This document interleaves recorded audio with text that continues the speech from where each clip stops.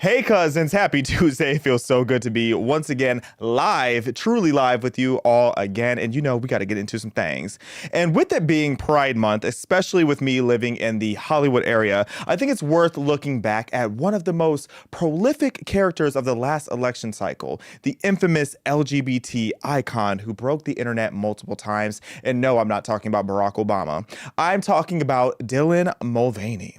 For the purpose of not being demonetized, I will be using preferred pronouns, so please don't come for me. But for those who may not remember, Dylan Mulvaney became a trans icon and activist seemingly overnight due to their Days of Being a Girl series. I don't know if I've ever seen someone become so quickly overexposed, but in retrospect, I genuinely wonder, was Dylan Mulvaney as problematic as the right made it seem, or were we too harsh? And how did Dylan impact the trans movement? How about corporate America? Politics, the election, feminism? Well, enough time has passed for us to take a step back and re-examine. Y'all know the vibes. Be sure to like, comment, share, and subscribe. Welcome to Respectfully.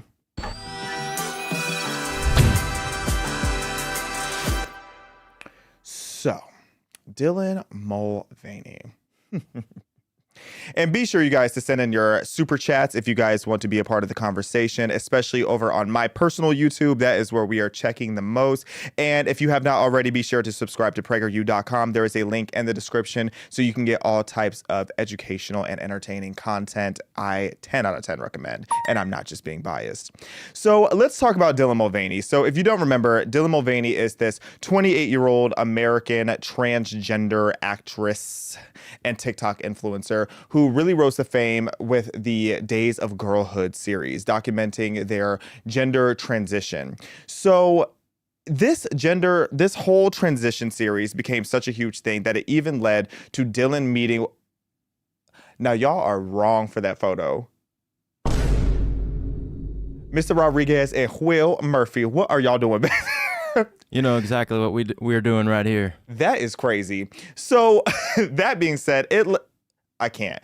So Dylan Mulvaney reached such a level of stardom that they even met with President Biden back in 2022 to discuss trans issues, which was one of those moments of realizing, oh, our country is actually doomed. Because could you imagine George Bush sitting down with actually, I could.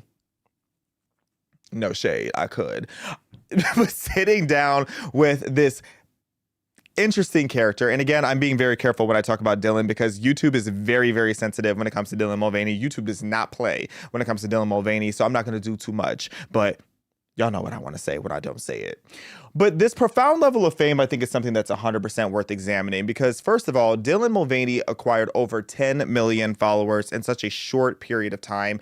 And not only does Dylan have the followers of fame, but was sitting down with so many of our cultural icons. Like, so many of us remember when Dylan sat down with Drew Barrymore on the Drew Barrymore show, and who could ever forget this bizarre interaction of them just absolutely gawking over each other. Drew Barrymore literally being on her knees for this. Oh, I'm gonna have to catch myself so many times in this episode, but here they are on the floor, just like Drew's ratings. So this was a moment. Also sitting with Lady Gaga. This recently just happened. And we can mute the mic because mute the sound because I really don't care to know what they're talking about. I just find it really ironic that we're constantly being told that we need more trans visibility, yet all we do is see transgenders, as if gender dysphoria is even something that is this common for us to constantly be seeing it.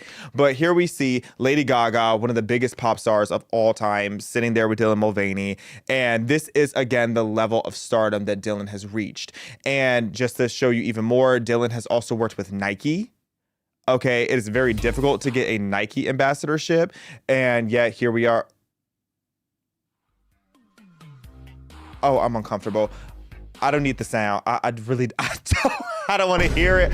I don't want to see it. But I'm making sure y'all see, because I want to make sure that y'all really get the picture of this Irish jigging transgender tranny-licious diva that we're talking about today. And Dylan has even worked with literally one of the most elite brands ever, Versace. Do you know how difficult it is to get a deal with Versace? There are A-list celebrities that are so desperately trying to work with the Versace brand. And here we have Dylan in this, not gonna lie, pretty tasteful dress. Dylan Mulvaney, if I can give Dylan one thing, the looks always are given, okay? But here we have Dylan Mulvaney wearing a Versace dress that if it looks iconic to you, it's because it is. And just so you guys know the extent of that Versace dress, do you know who else wore that exact same Versace dress? Lean in. Lean in. Melania Trump. Melania Trump.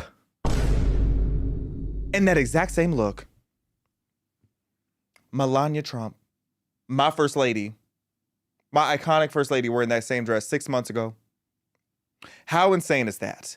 For Dylan Mulvaney to be having this brand deal, to be repping the same dress as my first lady, your first lady, all of your first lady, Melania Trump. Crazy, crazy. And now just to get into the video content, because, you know, I really want you guys to see, again, the full picture as we get this background on Dylan. Just as a reminder, and for some of you who fortunately were not on the internet during this era or not paying attention, just how viral Dylan Mulvaney is. This video that I'm about to show you has 5 million likes, not views. 5 million likes on this one video on TikTok, and it really paints the picture of who Dylan Mulvaney is. I really didn't want to make this video because I feel embarrassed, but I'm just gonna do it. Day 17 of being a girl, and I am the bearded lady. Ah! I got laser hair removal last week, and I am now not allowed to shave for 7 days. And it's been torturous to look at myself in the mirror and see somebody that I don't want to be or look like. And when I decided to make this video series, I was like, Dylan, we're going to show the good and the bad. And this is one of the bad days for me. And I've been kind of hiding out in my house for the last few days. But tonight, I'm going to go see a play. I put my Princess Diana sweater on, and I'm going to wear my mask. And for trans people, these masks can be little safety blankets at times, especially when I've got my facial hair. So there's one good thing to come from the pandemic, but I just have to trust the process that it's all going to be worth it and that I am going to look like I want to one day. And I love you. Bye.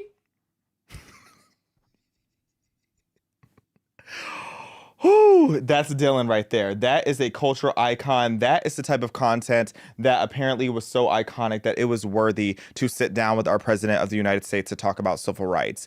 And now you have Dylan, and I hadn't heard about Dylan in a while, and Dylan had been someone that had totally left my mind for quite some time, probably left your mind. But again, I think it's worth looking back on, especially since it is Pride Month after all.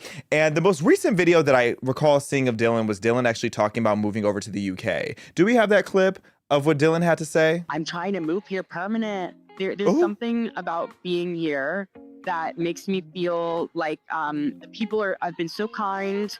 And the theater culture is amazing. And Percy Pigs are my favorite. So honestly, that makes the move worth it. I just find that really ironic because over in the UK, they are this close to Sharia law. We talked about on a recent episode how the Islamic population is rapidly growing over in the UK, and even one of the most popular, at sometimes the most popular baby boy name over there is Muhammad, and that's where you want to go? You want to go where there's this massive growing population of Islam. And I mean, the laws are low-key reflecting it because it recently just became into law too that they have declared that the term sex is referring exclusively to your sex type, like what you were born with. It's referring to what you actually are in your biological state, not just your gender identity. So it bars trans women from being able to be in women's sports, for example, because it goes off of, yeah, you can identify as what you want to socially for now until Sharia law takes it in place. But in general, you are having to abide by the laws of nature. All shade, all tea, and all offense.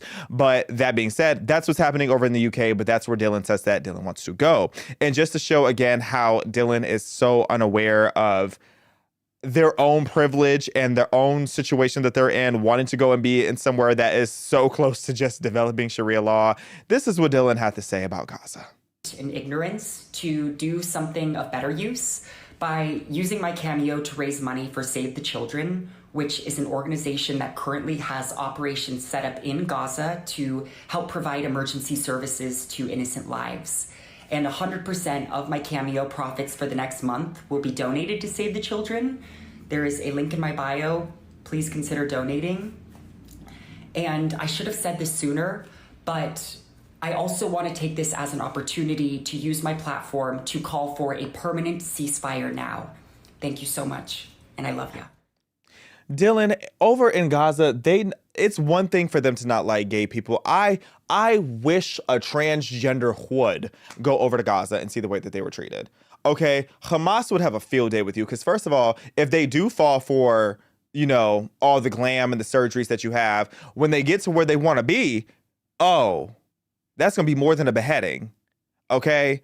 So again, and when I say that, I don't actually want trans people to go there because I don't want to see a transgender person get hurt. I just want them to be aware that as you support Hamas, because that's really what you're supporting, a ceasefire does nothing but give Hamas the time and the resources to get themselves back together and come try to take out all of Western society. That negatively affects you, Dylan. Okay, Dylan is also just one of those people out here calling for censorship of people who misgender them.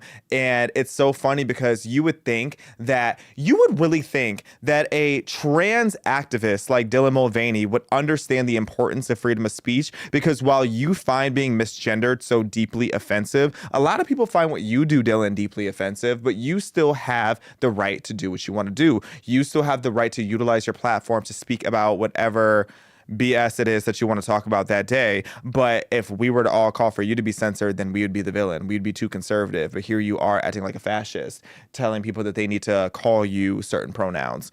But now that we have some background on Dylan Mulvaney, I really want to get into just examining each of these different elements of Dylan Mulvaney, the woman of the century. Okay. So if you don't remember, and maybe some of you remember, but I don't think you really remember how bad the Days of Girlhood series actually was, we just got to start with day one. Day one of being... Can you run that back over the sound? I wrote a scathing email that I did not send. I ordered dresses online. Can we start that from the top? Day one of being a girl, and I have already cried 3 times. I wrote a scathing email that I did not send.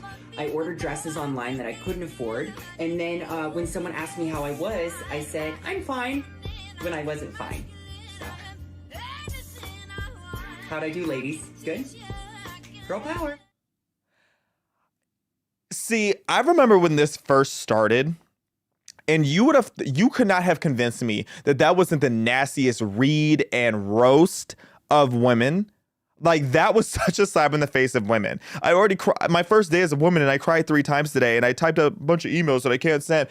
It's like the disrespect to women everywhere with that statement. Okay, just like the slap in the face of feminism. Like, you're sitting here, what they just said is that women are over emotional. They just said that women can't, make up their minds, that they crash out basically, and that they don't stand on business. Lord, YouTube, I'm sorry, don't demonetize me. I'm trying. What Dylan just sat there and basically did was make a whole mockery of womanhood and just played in all of females' faces with that whole little charade there. You could not have convinced me at the time that wasn't satire, but Dylan was dead serious. That's the idea of what a woman is to someone like Dylan Mulvaney. And it just progressively got worse. Like, as the series went on, each of the videos just became more and more insulting to women and to everything that actual feminists stand for, and all the different negative tropes and stereotypes that are put onto women that make them caricatures of women. That is what Dylan Mulvaney was doing. And, let's play this one. Day 66. Being a girl, and today I'm in nature. Trees, I love them. Water, lakes, I love them. Heels, they're my hiking heels. I love them. Okay, come on. Ew. Literally yuck. What was that noise? Coconut water, love it. Not an ad, just love it. Wind turbine, love it. Meadows, love them.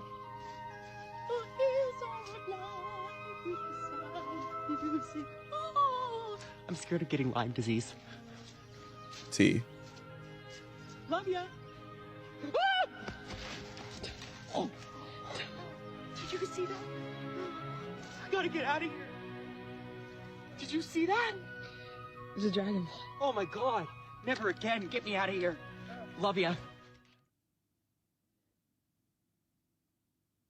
Sorry, I had to talk to God real quick before I started making statements. You know, day 66 was crazy.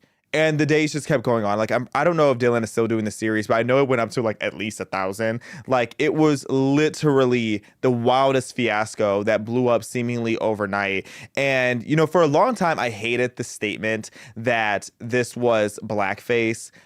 Like that this was the equivalent of blackface, but cosplaying womanhood. But as I look back on that expression, it's kind of tea. Like, that was a caricature that was made for the purpose of mocking women, at least from what it seems like visually. Like, this doesn't seem like somebody with gender dysphoria. This seems like somebody that has a very, dare I say, fetishized perspective of what womanhood is, and went out there and cosplayed it. And, you know, how insulting was that? You know, in retrospect, when you think about the impact that that had on feminism, it just made feminism just look even less credible. Okay. And then you have this Woman of the Year award. And if we could just play a small part of this, because Dylan received Woman of the Year within like their first year of making this whole spectacle happen, and got on stage and just decided to preach about being a victim. The Woman of the Year award, supported by Virgin Atlantic, goes to Dylan Mulvaney. Hello, London! Some see me as the Woman of the Year. Some see me as a woman of a year and some change, as I only publicly came out online 560 days ago. And some people don't see me as a woman at all. I know, no matter how hard I try, or what I wear, or what I say, or what surgeries I get, I will never reach an acceptable version of womanhood by those hateful people's standards. But as long as I have the queer community that sees me for my truth, I'm gonna be okay. Maybe it's less about That's where enough. we are. I can't. And I still don't even understand what queer actually means, because I've always thought that that was an insult, but apparently it's like an identity now. Like, I really just don't get it. But, you know, this was the type of mental gymnastics we had to go through for many, many years while all this was going on. Now, as we get into the impact that this has had, you know, just on everything, we can't go too far without talking about the impact that this all had on corporate America and what Dylan Mulvaney represented for corporate America. So if you guys remember the notorious ad that Dylan Mulvaney did for Bud Light. Hi. Impressive carrying skills, right? I got some Bud Lights for us. So, I kept hearing about this thing called March Madness, and I thought we were all just having a hectic month, but it turns out it has something to do with sports. And I'm not sure exactly which sport, but either way, it's a cause to celebrate. This month, I celebrated my day 365 of womanhood, and Bud Light sent me possibly the best gift ever, a can with my face on it. Check out my Instagram story to see how you can enjoy March Madness with Bud Light and maybe win some money too. Love ya. Okay, that's enough. Okay, so here's the thing. Now, you know I don't like that sound. I thought someone was hollering in my ear. So here's the thing. I understand that the transgender identity is going to exist. And as somebody who is trying their best to be more accepting and trying to understand, like, there are certain people that just want to live their life. And as an American, I want you to live your life. You know what? That is one of the catch-22s about living in a free country. I can't sit here and say that I don't support freedom without saying that I don't support people being able to do what they want to do. But there is just a level of objectivity where that was one of the wildest, most illogical marketing campaigns anyone possibly could have done. So Bud Light, which was the most popular beer brand at the time and for many, many years, decided to have this trans woman represent their company, put their face on the beer. Like, how masculine and tough do you feel like drinking a beer can with Dylan Mulvaney on the can? It's like, what happened to like hot women and you know, like what happened to just old school American values of what we would see on a beer can? But Dylan was put on the beer can, and if you guys don't remember, the impact was wild. honestly profound. So Bud Light sales dropped up to 26% in most months following the campaign, with their peak decline hitting almost 30% drop, which is insane, especially for a company of that size to drop 30%. Anheuser-Busch, which is their parent company, lost $1.4 billion in North American revenue. And the market share, Bud Light fell from America's top-selling beer to third place by July of 2024. So then you look also as Anheuser-Busch's InBev stock fell 20% in May of 2023, earning bear stock status in the US. The revenue dropped 10.5% in Q2. Like, it just continues to plummet down the drain. And if you're wondering if anybody got fired, oh yes, people lost their job, bills were affected. You had 2 marketing executives from Bud Light who were placed on leave, and the company laid off 380 US corporate staff, which was 2% of their entire workforce, which again, for a company of that size, like, that's pretty significant. And it all got even worse when the CEO put out this super vague statement that really just pissed off everybody. I don't think I've ever seen a company shoot themselves in both feet quite like Bud Light did in this situation. You would think when you have like this massive scandal that they would have some type of real PR coming through to figure out what to say about this matter. But the CEO of Bud Light said, "We never intended to be part of a discussion that divides people. We are," and first of all, before I even keep going, that is just so ignorant. Like, you knew what you were doing when you put a don't know if I can say almost went there. I'm not getting demonetized today. You knew what you were doing when you put Dylan Mulvaney on the can. Dylan Mulvaney was already mad controversial at that time, so they knew what they were doing. They were trying to get those extra woke brownie points, but it did not work. Anyway, the CEO said, "We are in the business of bringing people together over a beer. And I am responsible for ensuring every customer feels proud of the beer we brew. We're honored. Sorry, I don't got my eyes on right now. I'm trying to read this. We're honored to be a part of the fabric of the country. We have thousands of partners, millions of fans, and a proud history supporting our communities, military, first responders, sports fans, and hardworking Americans everywhere." So basically, that whole statement was giving unity and patriotism. Like, they were trying to like kind of rehash and be like, hey, like, we're still patriotic. We're still like this rugged brand that's so pro-America. But then at the same time, it's like, that doesn't appease anybody, because now you have the progressives who are mad that you didn't stand by Dylan. Okay. Because if I were Dylan, I would have been livid, to be honest. In fairness, I would have been irate if I were Dylan, because it's like, you just made me go through hell and have this scandal of the year and didn't stand behind me. But at least Dylan got a bag out of it, hopefully.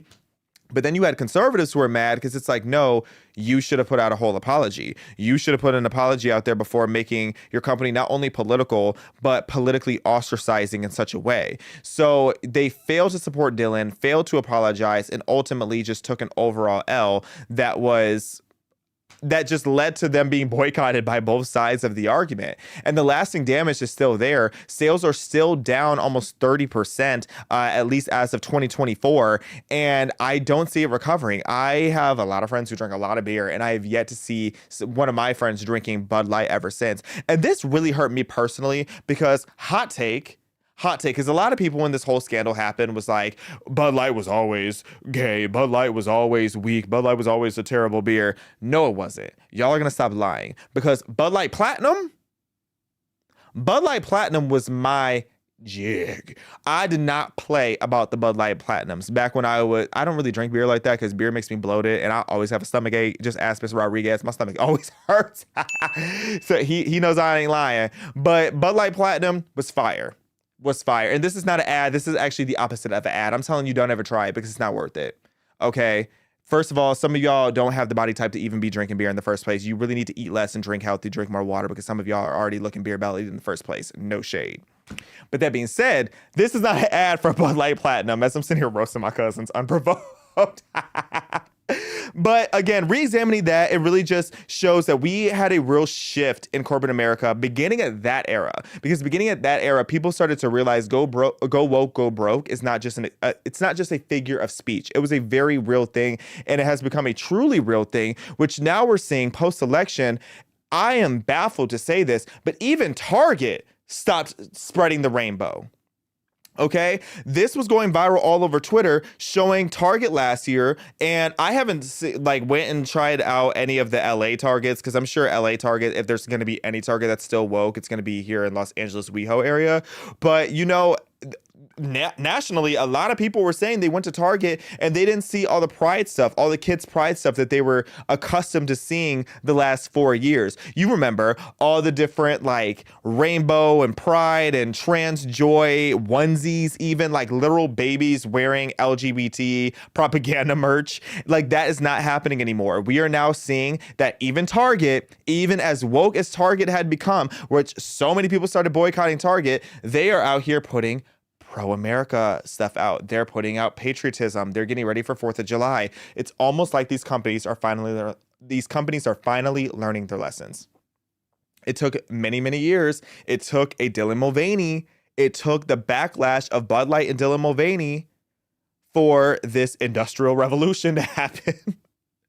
And what shocks me even more is June 1st. It's always like clockwork, because it's always funny to see the memes on the last day of June or the first day of July when all the companies go back, which the Middle Eastern companies never switched over in the first place. But even this year, I have barely seen any Pride Month logos. Okay, if we can pull that up. And I don't know if this has changed since, but this was going viral everywhere.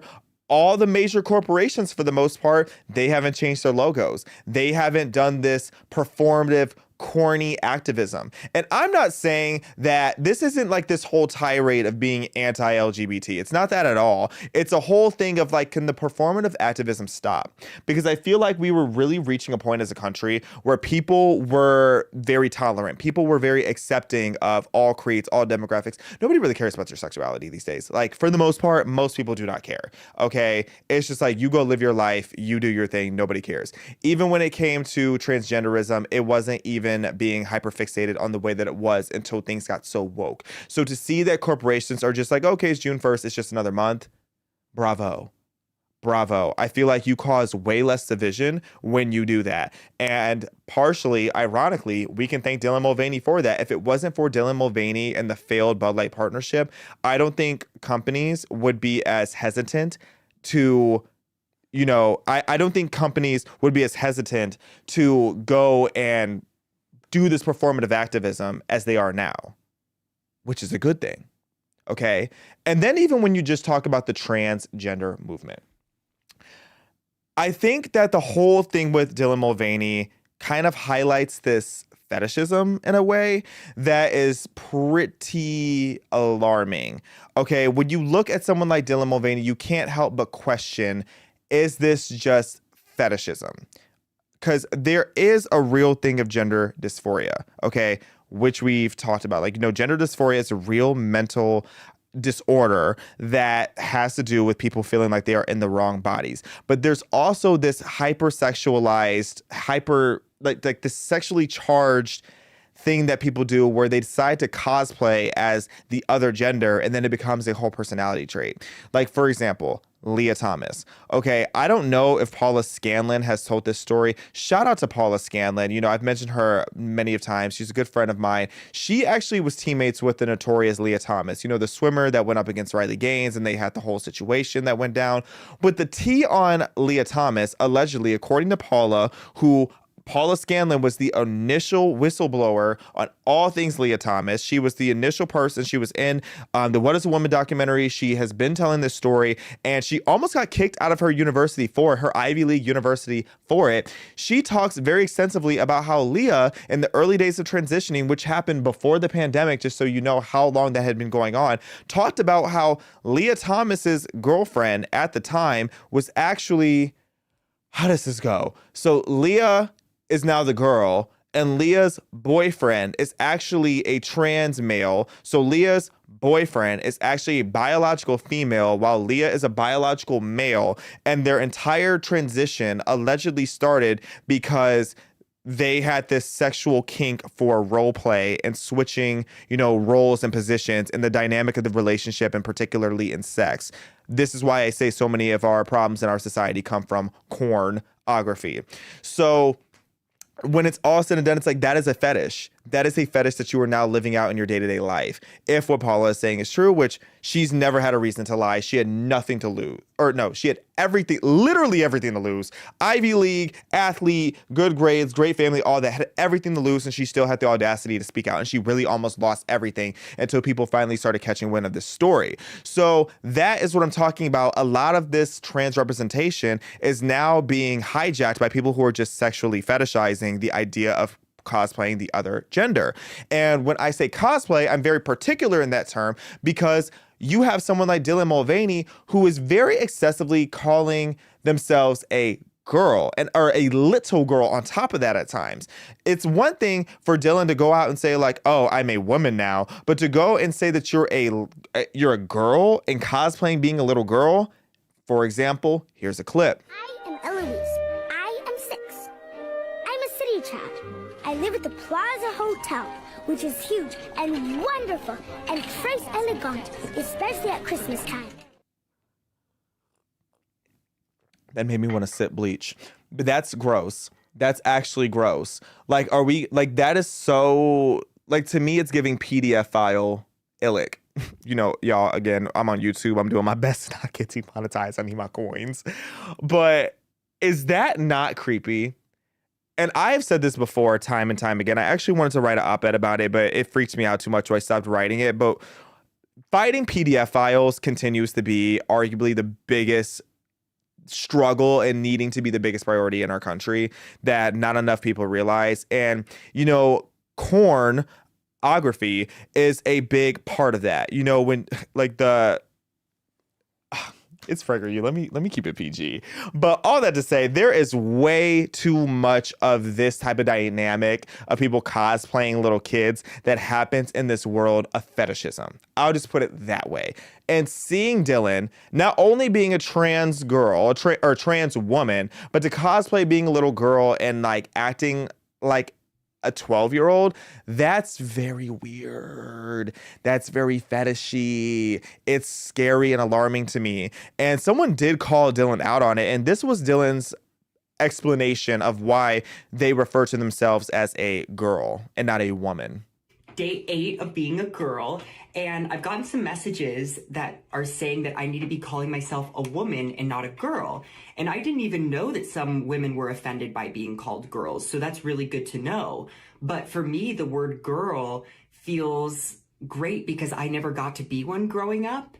And it feels very able to make mistakes and growing and changing and evolving, whereas the word woman feels very strong and confident and powerful, and that still intimidates me a little bit. So I'm gonna keep calling myself a girl. Hope that's okay. Love ya.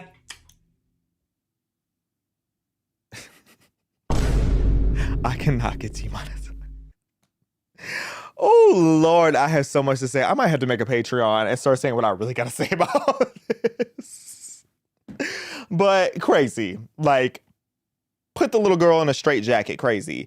And again, this is just decaying the credibility of the transgender movement. Because you had people like, I remember growing up seeing people like Laverne Cox and Chaz Bono, for example. And these were trans people that when I was a kid, I was like, oh, that's interesting. That was that was the first time I had really heard of it. Also, like Jazz Jennings is out there. But Laverne Cox, I don't really hear Laverne talk about being transgender that often. Laverne Cox is actually a really talented actress. So it's like that was the direction that things were going. Chaz Bono, again, people often talked about Chaz Bono just like, oh yeah, that's Cher's son. Like nobody really cared that much. If anything, people were fascinated, but it wasn't this like fixation of all of our society of people trying to figure out what is going on here. And these people had some credibility, to be honest. To this day, I don't think, I haven't really kept up with their careers, but to this day, I don't think that they do anything over the top when it comes to their trans activism.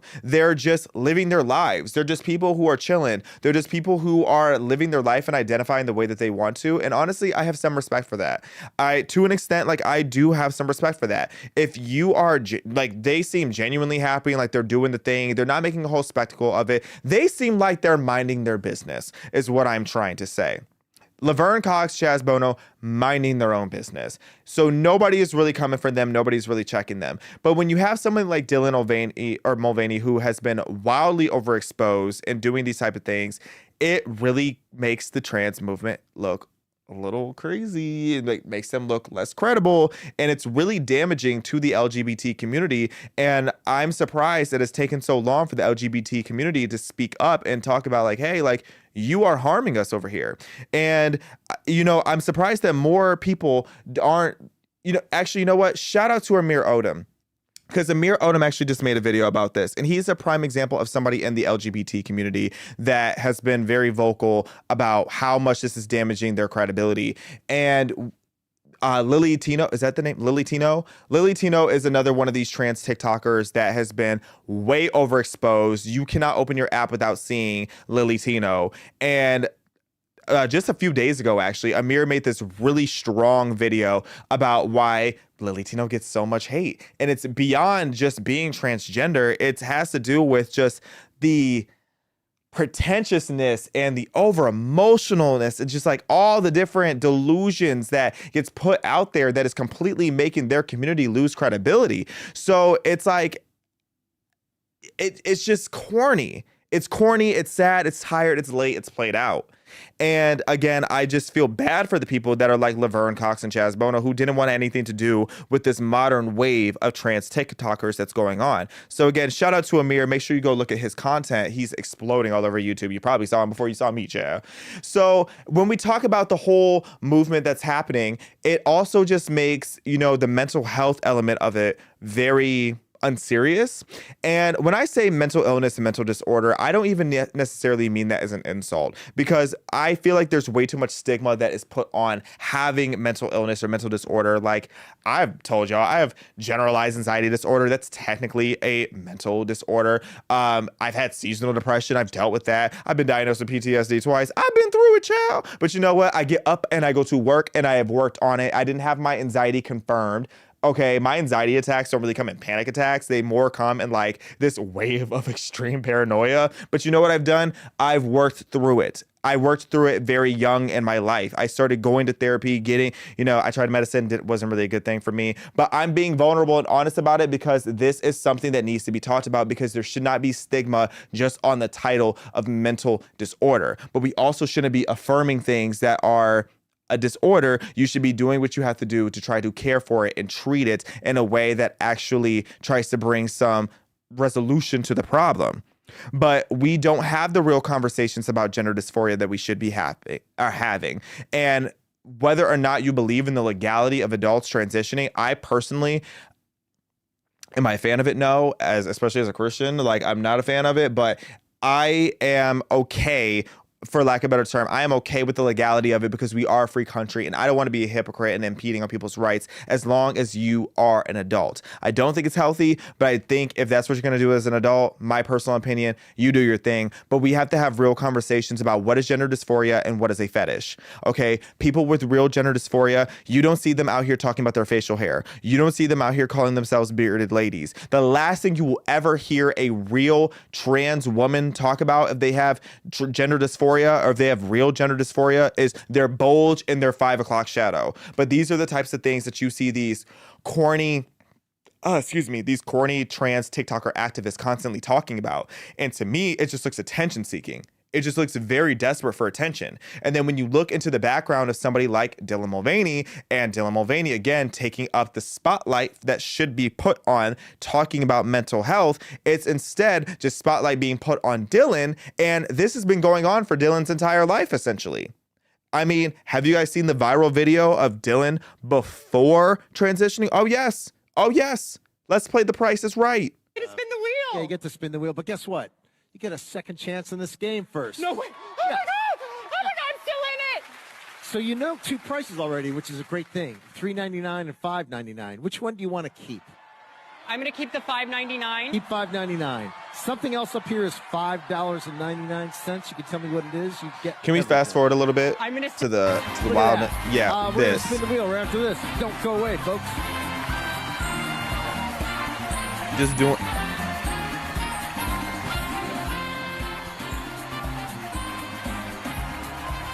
this diva. This is insane.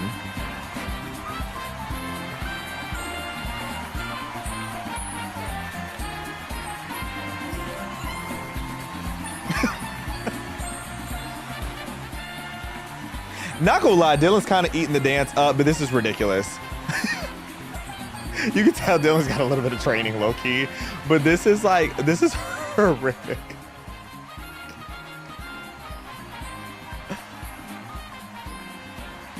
You know what? I'm not even gonna be a hater. You live your life, but don't ever try to beat. You will never, ever, ever, ever, not on the witch's broom. You will never beat the attention-seeking allegations, but that's Dylan. That's just Dylan's personality. What I will at least give Dylan the credit for, because this is not just a whole video crapping all over Dylan. This is really trying to re-examine how Dylan had us twisted as a society versus what I actually can see as authentically Dylan. And Dylan's campy personality, this over-the-top extraness, and I actually know somebody who knew and grew up with Dylan, like has childhood photos with Dylan. This has always been Dylan's personality. So I will say that element of Dylan is actually them, but to act like that's what womanhood is, like, no, you're just extremely aggressively, flamboyantly, wildly gay.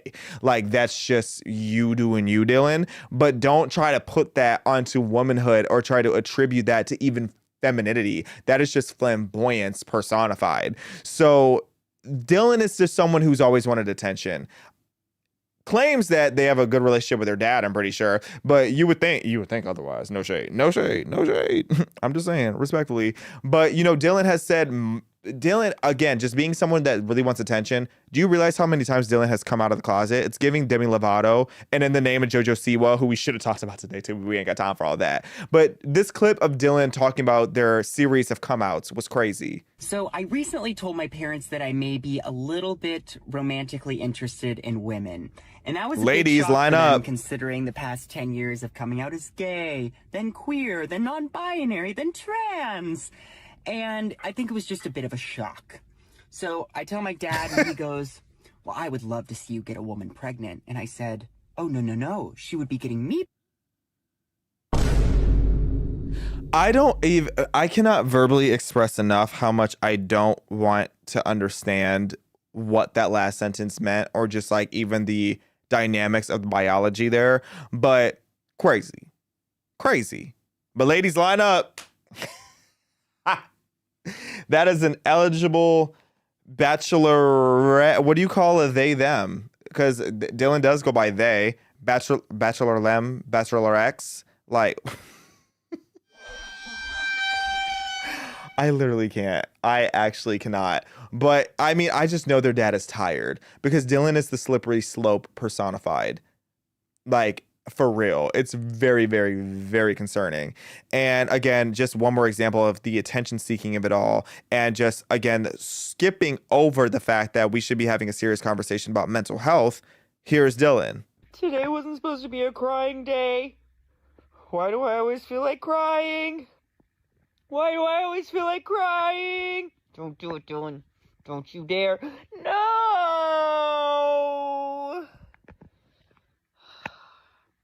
I feel a little better.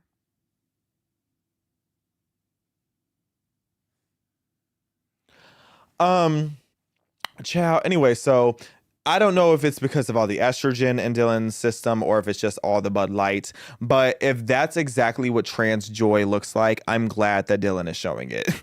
Because Dylan has been very vocal about wanting to show the good, bad, and the hideous of transitioning.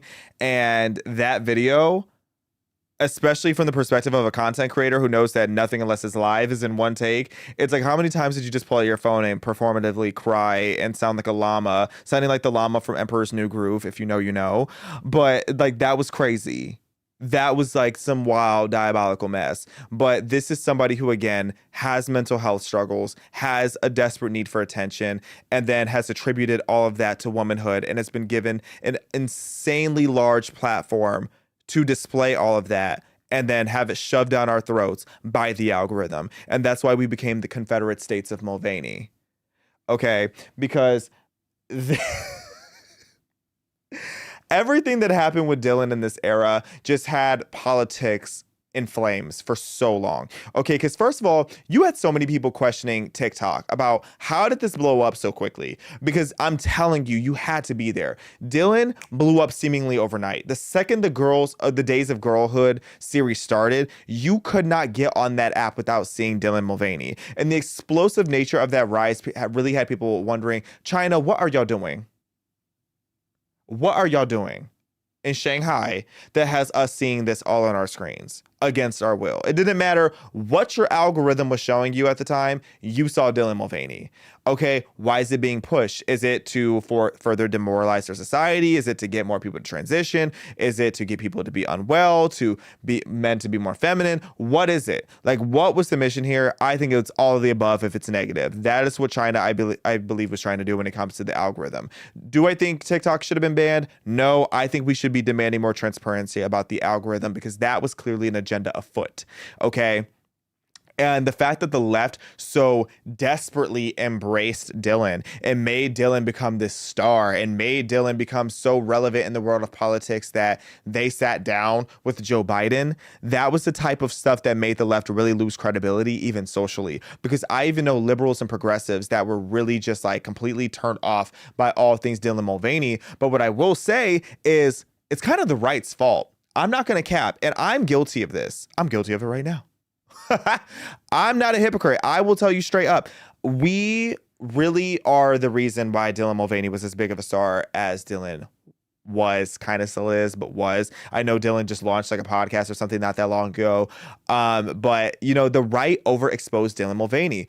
And understandably, I mean, when you go back and you look at all these videos, even years later, it's like it reminds you of how insane that era was where all we could possibly see on the internet was Dylan Mulvaney. But millions, hundreds of millions of impressions came directly from us. It came from all the major political commentators, all the major political organizations, myself personally. I'm not even going to sit here and lie to you. We overexposed Dylan Mulvaney because I remember there was even a point, there was like a turning point where Dylan truly became that popular because for so long I would ask my liberal friends, because I still have a lot of liberal and progressive friends, I would ask them what they thought of Dylan and they didn't even know who Dylan was. But every single person on the right did. And that told me a lot. That told me a lot about the dynamics of social media, of rage bait culture, of us just being enraged. And again, can you blame us? Can you blame us for being enraged? Can you blame us for being enraged when we see it all over our brands? We see this constant push for trans visibility. We see this constant push for women to be insulted. We see all of this happening over and over and over again. This was a series that went on for years and we could not escape it. Could you blame us for being angry? No. But at the same time, we did too much. It makes me really realize sometimes we just have to ignore it because Dylan would not have been the star that Dylan became if it wasn't for the right being enraged. We took the bait. And this is why I often say with things, whether it's racial, whether it's gender, whether it's just the woke pride stuff, regardless of what it is, we have to do a better job of not always taking the bait. It is not always worth taking the bait because a lot of the times the biggest PR that you can possibly get is from the other side being angry at you.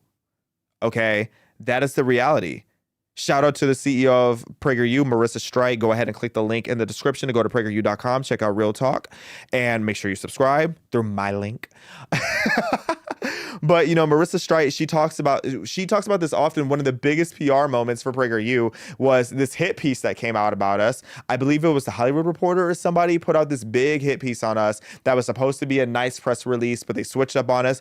But the hatred and the unfair, biased perspective that they put on us, it actually gave us so much good press. It gave us good publicity because people were like, oh, well, if they hate you, then we probably would love you because we hate them. The enemy of your enemy is your friend sometimes. So you really have to look at the bigger picture of what is worth talking about, what is worth entertaining, and what is worth just outright ignoring. But when it comes to Dylan, I try to humanize Dylan because at the end of the day, Dylan is a human. Super chat from Mr. Rodriguez. Please just keep going, or please just keep doing what you're doing, Xavier. Oh, super non-friendo.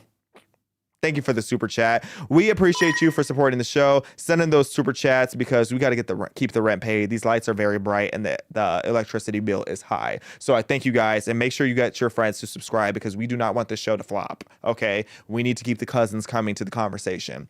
But when it comes to Dylan Mulvaney, just on a human being level, I think it's always worth giving people a little bit of grace, because Dylan became a monster as far as like the entity of Dylan Mulvaney, not Dylan as an individual necessarily, but the entity of Dylan Mulvaney became a monster because of how much we inflated that entire thing. And the support for Dylan became so huge because of all of the backing we put into going against that type of narrative, to the point where, I was going to play it, but I'm not going to play it. Matt Walsh actually made the video to end all videos about Dylan Mulvaney. And it was one of those videos that was so harsh. It was so harsh. Could I disagree with pretty much anything Matt said in it? No. But it was one of those videos that basically just like absolutely read Dylan for filth. And it was after the Bud Light scandal, and it basically was just basically calling Dylan a disappointment of a human being when you summarize it all. And that video actually, like, it hurt me. Like, it was one of those things like, yikes. Like, the truth really, really hurts. But, that's how one thing about Matt Walsh, he's going to call it exactly how he sees it in 8K. And the video, if you go look it up, I'm sure you can find it easily on Twitter. It was brutal. It was brutally honest truth about all things. Should I play it, Miss Rodriguez? I mean, if it's got some good stuff in it, why not? We can play a little bit of it. We'll play a little bit of it. You just tell me when you'd like to pause it, and we'll go from there. Okay, because it literally, the video makes me cringe, because if somebody said this about me, y'all talk about me every day. I got thick skin. But it was just one of those moments, just like, ugh. But you can go ahead and play it, Jill. Why not? Day I tease it too much. 335 of being a girl, and I wanted to go on record to say that this might be the hottest I've ever looked and will ever look in my lifetime. And I'm making this video so that in thousands of years, there will be evidence. Is it the dress? It could be the dress. Dylan does have good fashion. I'll always give Dylan that. Or is it the hair? Because I think it's the extensions. And when I have extensions in, I don't know my name. I don't know where I live. I just know that I love these. And I know that I look like I could steal a husband, but I want to promise you, look me in the eyes. I want to promise you that I would never do that to you. Okay, I am a girl's girl. I ain't gonna lie, this video is funny. And I love ya. Woo! But seriously, this is good, right? Okay. Love you, okay. Oh, I can't even watch. Listen, I know I don't have a reputation for being necessarily the kindest or gentlest person in the world, especially when dealing with people like this. The truth, though, is that I am a gentle soul at heart, I think. And also I do feel pity, or I can feel pity for some of these people. And so I wouldn't usually say what I'm about to say, at least not as directly as I'm going to say it. But Dylan Mulvaney is intentionally degrading women every time he does this woman face minstrel show routine. He is insulting and demeaning them and doing it on purpose and profiting off of it, and he doesn't care. And since I have 2 daughters and a wife, I take this kind of thing personally, which is why I have to say to Dylan, if that is the most attractive you will ever look, then I don't even want to imagine what you'll look like when you're at your ugliest. You do not pass as an attractive woman or as a woman at all, even with 50 pounds of makeup and plastic surgery and clever lighting tricks. Even then, you still cannot escape what you really are and what you will always be. You have successfully shed whatever parts of you were masculine, perhaps, at least on the surface. Nobody would ever describe you as masculine or manly, so you've got that going. But your femininity quotient has not increased at a rate commensurate with the loss of your masculinity. You may not be masculine, but you also aren't feminine. Instead, you are weird and artificial. You are manufactured and lifeless. You are unearthly and eerie. You are like some kind of human deep fake. That's what you are. You are a man deprived of all the best qualities of men, but without any of the best qualities of women. Even your personality is contrived. Everything about you is fake. Nothing about you rings true. Nobody buys the act. You'll never be accepted as a woman by anyone, never by anyone. Even the people who pretend to accept you as a woman are only pretending because they're afraid of being lectured if they don't, or because they want to use you as a platform to virtue signal. But everyone who looks at you will see something pitiable and bizarre, something utterly unfeminine in every way. You will never be able to actually have the identity that you're trying to appropriate, nor will you ever be able to fully escape the identity that you're fleeing. The best you can hope for is some kind of limbo, the worst of all worlds. And yet, even in that limbo state, you will still be a man. just not one that any of us can respect or take seriously. But other than that, champ, you're doing great.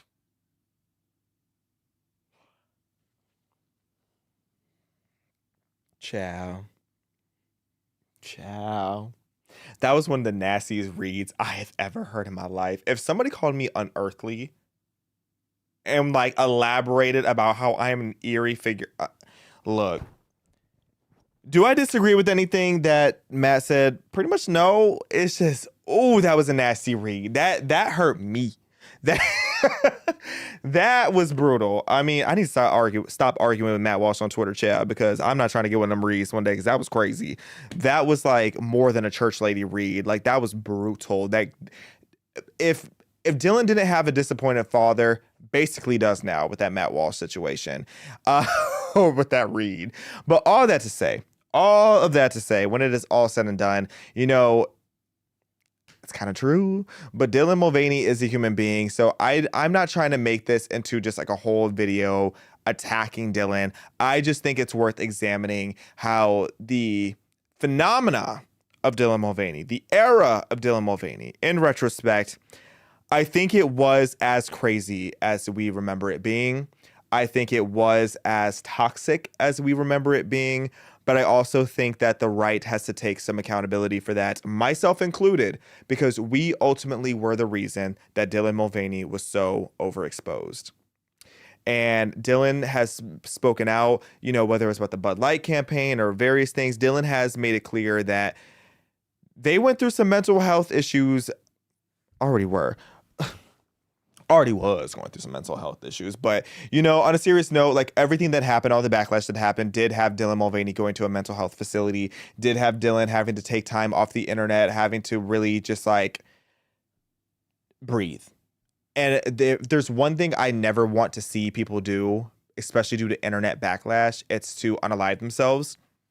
And I am glad that Dylan, on a human level, had the strength to get through the backlash, because I've dealt with a lot of backlash in my career. I cannot imagine what it felt like to be Dylan during the Bud Light backlash and during the height of all the hatred that was coming their way.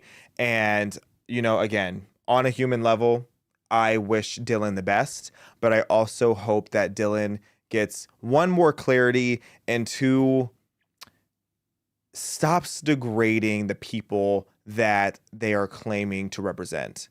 Because if you want anyone to respect you, you have to respect yourself. And if you're going to respect yourself, you have to respect the truth. That's what it comes down to. And that's all I have to say about that. Thank you for tuning in, cousins. Be sure to like, comment, share, and subscribe. Thank you for sending in your super chats. Subscribe on my personal YouTube if you haven't already. Go to the description, click the link in the bio, subscribe to PragerU.com. There's all types of great content that you need to see, and including about Dylan Mulvaney. I'll see you on Thursday.